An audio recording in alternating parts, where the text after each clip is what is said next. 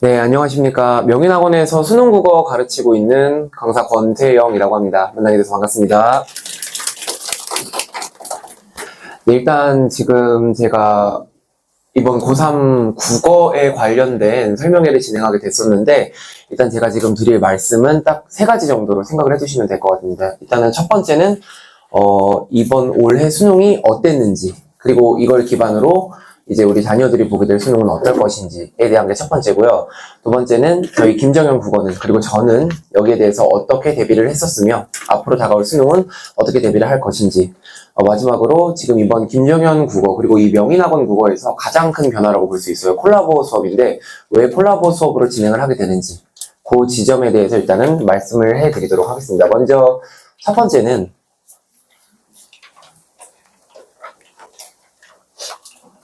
올해 보는 수능의 1등급 컷은 이렇게 예측이 되고 있습니다. 3일 뒤에 12월 6일 날에 아이들이 이제 확정 성적표가 나옵니다.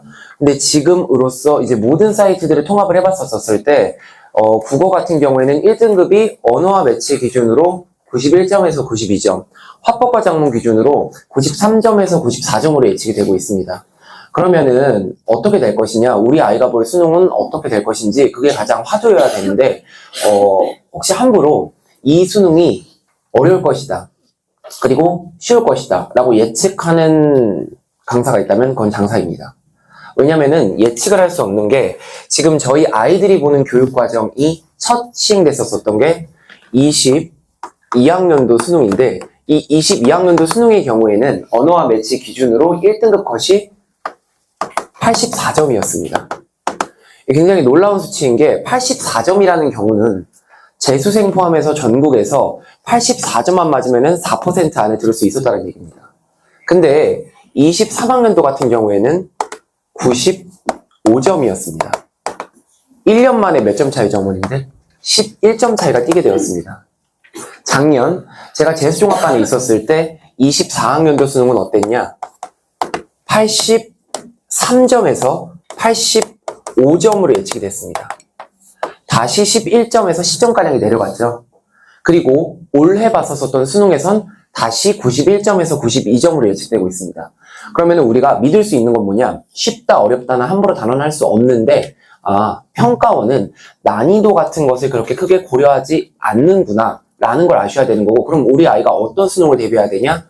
어려운 수능에서도 잘 풀 수 있어야 되고, 쉬운 수능에서도 잘 풀 수 있어야 됩니다. 이게 뭔 말이냐면은 당연한 소리가 아니라, 시험이 쉬운 경우에 자기한테 조금 더 불리해야 하는 아이들이 있어요. 또는 시험이 차라리 어려운 경우에 나는 아무것도 못 읽겠다, 앞지문에서 막히다 보니까 뒷지문도 못 읽겠다 하는 아이들이 있어요. 그래서 계속 3월달 때부터 10월 모의고사 때까지 1등급을 유지했는데도 불구하고 막상 수능에 가서 2등급으로 떨어진 친구도 있고, 아니면은 4등급이랑 5등급만 전전하다가 갑자기 2등급이 나온 친구도 있습니다. 조금 더 어머님들한테 피부에 와닿게 설명해드리기 위해서 제가 작년에 이제 재수종합학원에 있었습니다. 재수종합학원에 있었을 때 한 아이의 사례를 설명을 해드릴게요. 그 친구가 수능 국어가 1, 2등급이 나왔는데 영어 수학이 굉장히 낮아가지고 재수학원에 들어온 친구였었어요. 근데 6월 모의고사를 봤었는데 이때 6월 모의고사가 굉장히 어려웠었거든요, 어머님들. 근데 이 아이가 3등급이 나온 거예요. 그렇게 해서 열심히 공부했는데 9월 모의고사 때 웬걸 4등급이 나왔습니다. 그래서 이 아이가 재수생이잖아요. 너무 불안했었어요. 너무 불안했었는데 제가 말하는 걸로 넌 어차피 화법과 작문이고 이제 문학이 강점이니까 아마 이번 수능이 어려울 거고 그냥 비문학 세 지문을 다 손대지 말아라. 세 지문 손대지 말고 한 지문만 손대라. 대신에 시간을 많이 투자한 대신에 조금 더 꼼꼼히 읽고 무조건 다 맞겠다라는 생각으로 그냥 비문학 두 지문을 버려라 했었었죠. 근데 작년 수능 굉장히 어렸었잖아요, 어머님들. 이 친구가 보통은요, 저희가 화법과 작문의 경우에는 15분을 투자해야 된다고 합니다. 그 다음 문학의 경우에는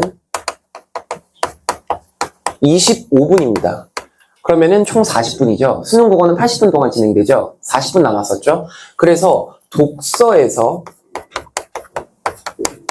40분, 마킹 시간 포함해서 이렇게 썼게 되는 건데 작년 수능국어 등급컷을 보십시오, 어머님들. 굉장히 어려웠어요. 이 얘기는 뭐냐? 그냥 뒷지문은 1등급짜리 아이들도 찍어냈다라는 얘기예요. 왜요? 여기랑 여기에서 시간이 굉장히 오래 걸려서. 근데 이제 이 친구는 제가 많이 말을 했잖아요. 너는 그냥 여기 크게 손대지 마. 여기서 다 맞겠다라는 각오로 풀어. 어차피 다 풀려고 해봤자 또 너 4등급 나오면 삼수야. 했더니 끝나고 얘기를 했는데 얘가 화법과 작물이 너무 어려워서 20분이나 걸렸대요, 어머님들. 속된 말로 진짜 똥줄이 타겠죠. 보통은 8시 40분에 시작하면은 15분, 즉 55분에 딱 끝나 있어야 되는데 시계를 봤는데 세상에 9시인 거예요. 문학 굉장히 까다로웠습니다. 문학에서 심지어 40분 넘게 걸렸대요. 그래서 자기는 3사 준비를 하고 있었대요. 그리고 남은 15분가량의 독서를 그냥 한 지문만 풀었대요. 대신에 화법과 작문에 해당하는 24점, 문학에 해당하는 38점, 독서에 해당하는 38점, 이렇게 총 수능국어는 100점인 건데 20분이랑 40분이나 쏟은 덕분에 요거는 다 가져갔대요. 그 다음 독서에서 딱 한 지문 풀고 20점을 가져갔대요. 총 몇 점입니까, 어머님들? 58점에다가 82점이죠. 나머지 두 지문은 다 찍어냈대요. 그랬더니 85점이 나왔대요. 몇 점입니까, 이 아이? 1등급이에요. 6월달 3등급, 9월달 4등급. 근데 시험이 어려운 경우엔 1등급이 될 수도 있는 거예요. 그러니까 우리 아이가 볼 수능은 함부로 어렵다, 쉽다, 단언할 수가 없어요. 그래서 모든 지문을 읽어낼 수 있는 능력을 기르는 그러한 공부를 하셔야 됩니다. 그래서 우리가 유의미하게 이번 수능에서 지켜봐야 되는 거는 뭐냐? 제가 봤었을 때는 경향성이에요. 이 부분은 너무 중요하거든요, 어머님들. 그리고 이건 아마 모든 강사들이 공통적으로 동의할 수 있는 부분이라고 자신할 수 있기 때문에 혹시 이 내용을 가져가고 싶다 하시는 분들께서는 적으시거나 이 부분을 찍어주셔도 됩니다.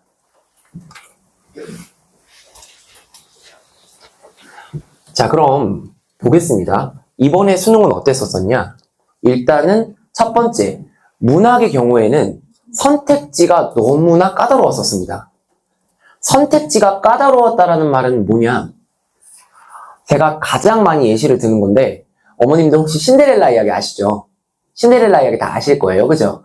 유리구두를 두고 가서 왕자와 다시 만나게 된 그러한 공주의 이야기잖아요. 그죠? 기억하시죠? 근데 그 유리구두 오른쪽 유리구두였는지 왼쪽 유리구두였는지 기억하십니까?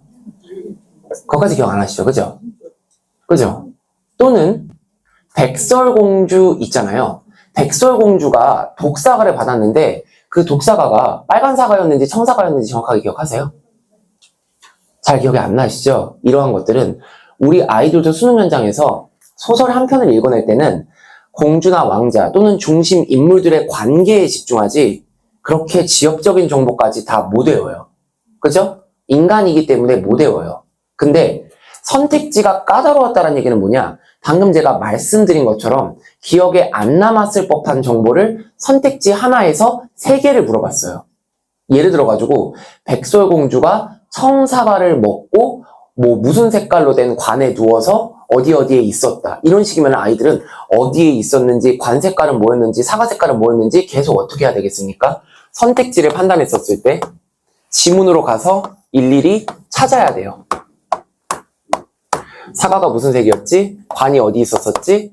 관짝은 어느 위치에 있었었지? 계속 찾아야 돼요. 근데 그게 5번까지 이런 식으로 지역적인 정보에 대해서 계속 물어보게 됐으니까 결국 판단 요소는 오지선다지만 15개였어야 됐던 거예요. 물론 모든 정보는 지문에 있기 때문에 킬러는 아닙니다. 근데 아이들이 여기서 뭘 가장 많이 뺏겼을까요? 그렇죠. 시간을 많이 뺏기죠. 그러다 보니까 1등급 아이들도 나중에 가서 비문학 풀 시간이 없어지겠죠. 그 얘기는 지금 뭐겠습니까? 킬러는 없는데 변별력은 갖춘 겁니다. 이게 지금 정부가 표방하고 있는 킬러 문항은 없지만 변별력은 갖춘 교육과정에 근거한 수능이에요. 그러니 아마 우리 아이들이 볼 수능 역시 선택지 판단은 까다로울 거예요. 문학이 확실히 어려울 거예요. 그건 100%입니다. 근데 올해 EBS 연계를 진짜 중점적으로 봐두셨었어야 됐었어요. 어머님들 EBS 연계라는 말 기사에서 하도 쏟아져가지고 너무 많이 들으셨죠? 그죠? 근데 제가 지금 강조해드릴 점은 직접적으로 연계가 됐다는 거예요. 이게 어머님들 진짜 중요해요. 설사 저희 학원에서 수업을 안 들으시더라도 반드시 이거는 자녀분들한테 말씀을 해주셔야 돼요. 자, 일단은 이 부분에 대해서 말씀드리려면요. 제가 지금 어머님들 드렸었던 브로셔를 같이 참조해 주시면 좋을 것 같은데요. 네.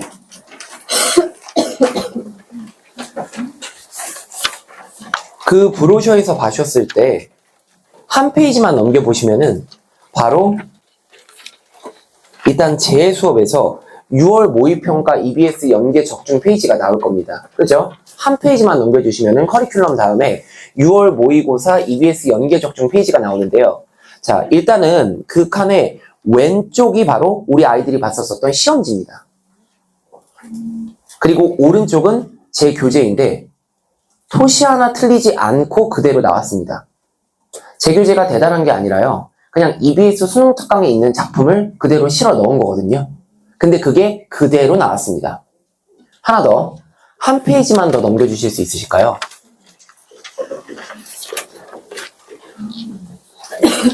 (9월) 모의고사 역시 어땠습니까? 왼쪽은 우리 아이들이 봤었던 시험지인데요. 오른쪽은 제 교재인데요. 4개의 수로 구성된 고전시가 토시 하나 틀리지 않고 그대로 나왔습니다. 이 얘기는 뭐냐? EBS의 연계율이라는 건요, 어머님들, 뭘 말하는 거냐면요. EBS 수능 특강이랑 수능 완성이 있을 거예요. 그죠? 수능 특강은 보통 2월 초에서 1월 말쯤에 나옵니다. 수능 특강은 동해물과 백두산이 마르고 닳도록 보셔야 돼요. 왜냐면은 일단 첫 번째, 3학년 1학기 내신 교재죠. 두 번째, EBS에서 연계되는 거는 올해도 유지했는데 직접 연계라는 건 뭐냐? 보통 A라는 인물과 B라는 인물이 사랑했었다. 근데 싸웠었다. 까지 수능 특강에 수록되어 있다면은 옛날에는 어떻게 연계됐었냐? 싸운 부분부터 그 다음 부분까지를 연계했었어요. 그럼 이 부분은 아이들이 모르겠죠? 수능 특강에서 보지 않았으니까. 근데 올해는 어떤 움직임을 보였냐? 시뿐만이 아니라 소설 자체도 그냥 이 부분을 그대로 냈었어요. 즉 뭐냐? 내가 본 작품이 수능에 나오는 거예요. 그대로. 그죠? 그러면은 아무래도 3학년 1학기 내신 대비를 했던 친구들이 시간을 조금 더 아낄 수가 있었겠죠? 그죠? 그래서 저는 이 지점을 올해 6월 평가원과 9월 평가원이 아마 그대로 나올 거라면은 수능 역시 이 기조를 유지하겠다 예측을 했었었고, 그 밑에 보시면은 저희 아이들이 성적을 굉장히 잘 봤습니다. 100분이 1% 이내나 국어 모의고사 학교에서 전교 1등한 아이들은 당연히 많았었고요. 한 페이지 넘겨보시면은 제일 중요했었던 수능이 나옵니다. 왼쪽은, 가운데에서 왼쪽 사진은 제가 백마 캠퍼스에서 종강 수업 했었을 때고, 오른쪽은 김포 캠퍼스에서 종강 수업을 했었을 때인데, 그때 말했었던 작품들이 토시 하나 빼놓지 않고 그대로 나왔습니다. 아마 아이들이 선택지 판단은 까다로워서 여기서 시간을 많이 써야 됐겠지만, 그래도 지문을 읽는 시간은 EBS 교재 덕분에 많이 아낄 수 있었었고, 이 얘기는 즉슨 뭐냐? 내신 대비 뿐만이 아니라 수능을 위해서도 이 수능 특강과 수능 완성에 대한 공부는 꼼꼼히 해놔야 된다. 단, 작품에 대한 전체적인 학습이 아니라 이 지문 자체에 나와 있는 그 EBS 교재 지문 자체를 연구할 필요가 있겠다. 라는 움직임이 보입니다. 이게 올해 가장 큰 특징이었습니다. 직접적으로 연계됐다는 게. 그 다음, 이제 문학 말고 독서에 대해서 말씀드리겠습니다. 독서는 상대적으로 난이도가 쉬워졌을 수밖에 없습니다. 왜냐면은 이 22학년도까지는 어머님들 비문학의 난이도가 굉장히 어려웠었거든요. 그래서 법학적성 시험이라고 저희 대학생들이 로스쿨 가기 위해서 보는 시험이 있어요. 리트라고. 그거를 항상 대치동에서 가르쳤었습니다. 그걸로 대비를 해야 됐었는데 지금은 리트까지 갈 필요가 없겠다라는 움직임이 굉장히 많아지고 있어요. 왜냐면은 독서의 난이도가 굉장히 쉬워졌었거든요.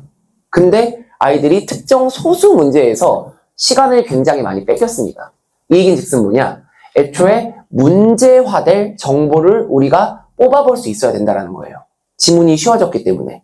하지만 대비는 그래도 까다로운 지문을 했었어야 됐었는데 제가 이 비문학 수업을 그럼 어떻게 해야 되는지, 비문학 공부를 어떻게 해야 되는지 잠깐 간단하게 말씀드리겠습니다. 제가 시간을 조금 드릴게요. 이게 실제로 우리 아이들이 봤었던 수능 국어 영역의 지문입니다. 시간을 조금 드릴 테니까 어머님들 혹시 한 번만 읽어주실 수 있으실까요?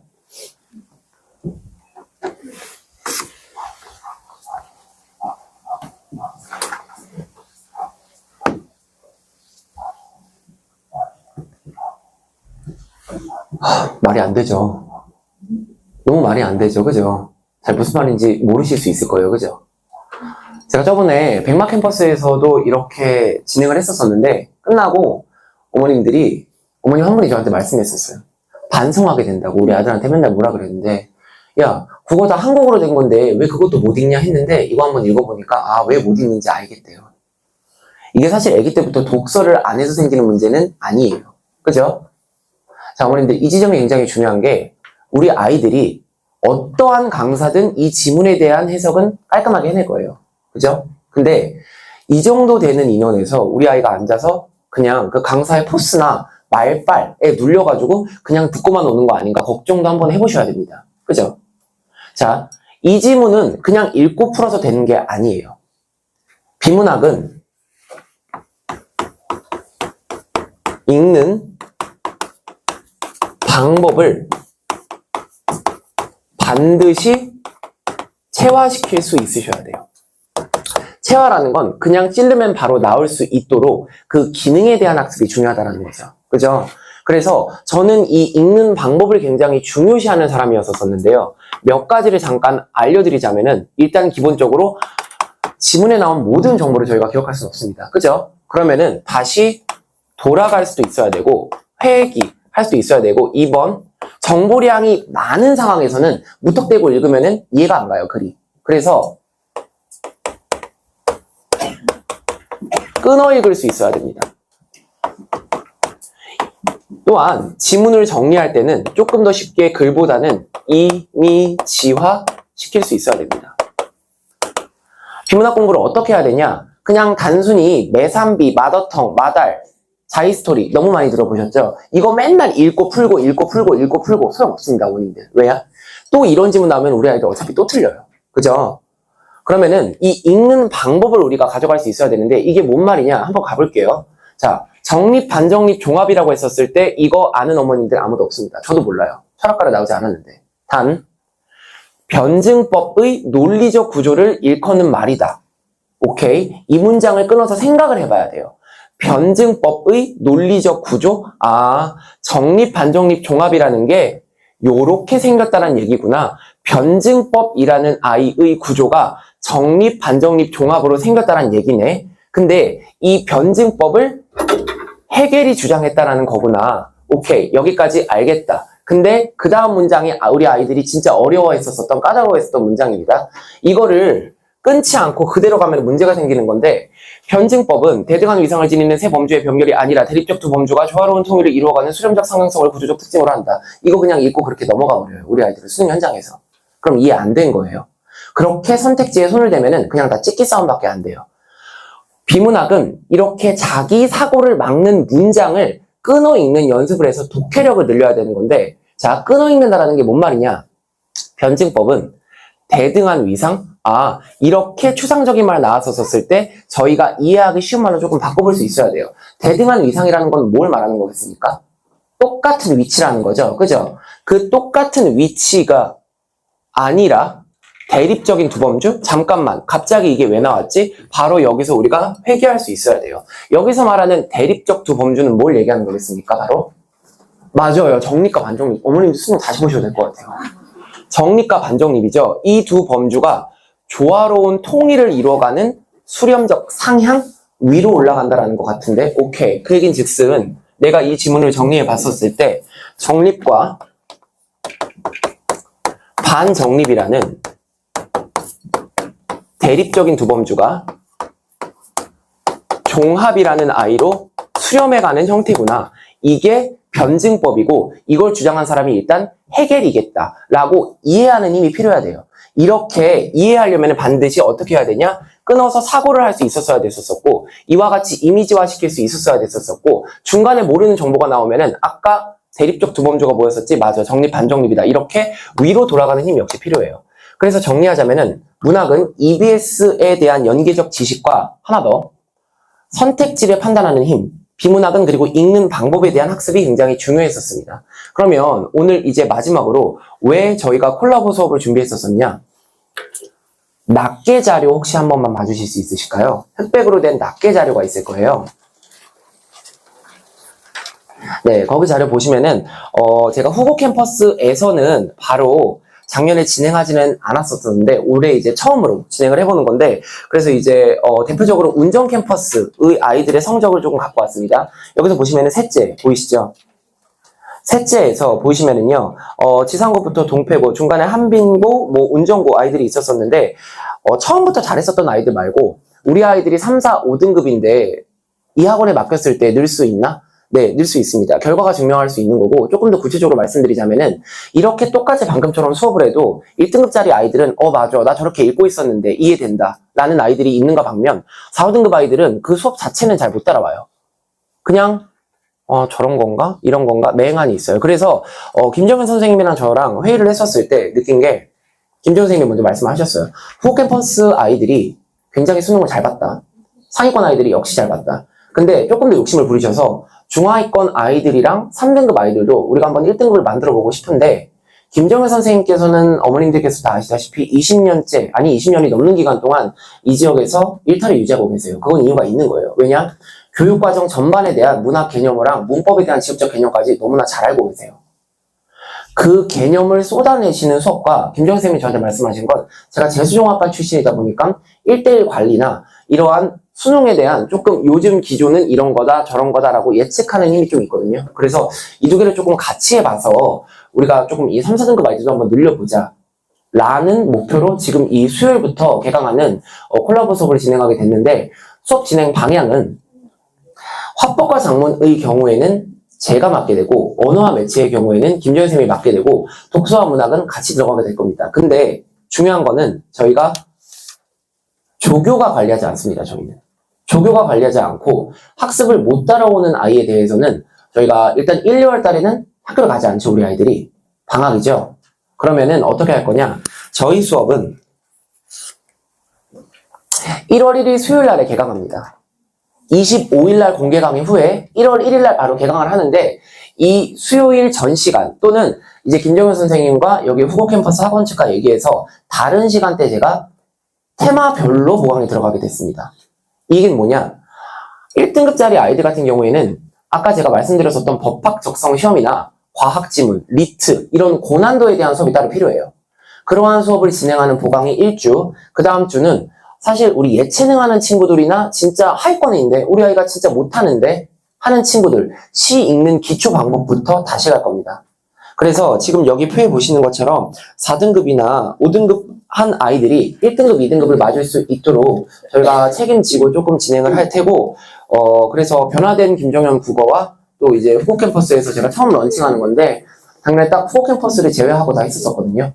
그래서 이 후보 캠퍼스에서도 조금 더 이제 제1, 제2, 제3에 조금 이제 성적을 늘릴 수 있는 아이들을 배출하고자 큰 노력을 기울일 테니까 단순히 주 1회 수업이 아니라 보강까지 좀 책임져주는 시스템이구나. 그래서 둘의 수업으로서 우리가 좀 열심히 믿고 맡겨도 되겠구나 하고 큰 관심과 기대를 가져주시면 감사드릴 것 같습니다. 자, 국어에 관련된 설명은 여기까지 하도록 하겠습니다. 감사드립니다.